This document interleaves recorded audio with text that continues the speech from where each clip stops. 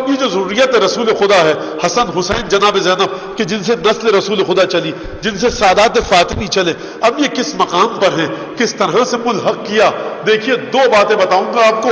ایک سوال تو میں نے آپ کے سامنے کہا تھا، پیش کیا تھا، وہ کیا پیش کیا تھا؟ وَاصْبِرْ نَفْسَكَ مَعَ الَّذِينَ يَدْعُونَ رَبَّهُمْ بِالْغَدَاوَةِ وَالْعَشِيِّ يُرِيدُونَ وَجْهَهُ کہ حبیب ڈٹ کر جمے رہو ان لوگوں کے ساتھ کہ جو ہمارا ذکر صبح شام مسلسل کرتے رہتے ہیں. تو یہ حبیب کس کے ساتھ ڈٹ کر رہے؟ وَلَا تَعْدُ عَيْنَاكَ، اور دیکھو ان سے ہٹ کر کسی اور کی طرف نہیں دیکھنا.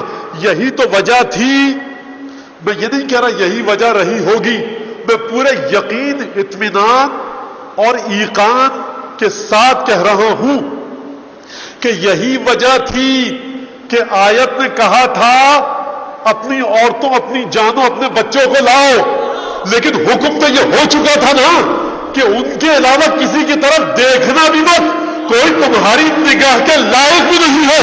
اگر نگاہ رسالت کے لائق ہے، یا فاطمہ ہے، یا حسن ہے، یا حسین ہے، یا علی ہے، کیوں لے کر آنا؟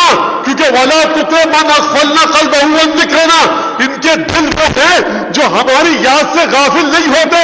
نہ ان کے شجرے میں کبھی بدکار لوگ رہے، مُعْتَدٍ بَعْدَ ذَلِكَ زَنِيمٌ، نہ گھٹیا قسم کا شجرہ ہے، نہ ان کی زبانیں نجس ہیں، نہ ان کے دل نجس ہیں.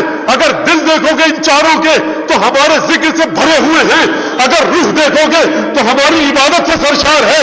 اگر ذکر الہی کا مرتبہ دیکھنا ہے تو آئے نور کو جا کر دیکھو. ارے پنجتن کی کس فضیلت کو خدا بیان کرے، کس کو نہ کرے.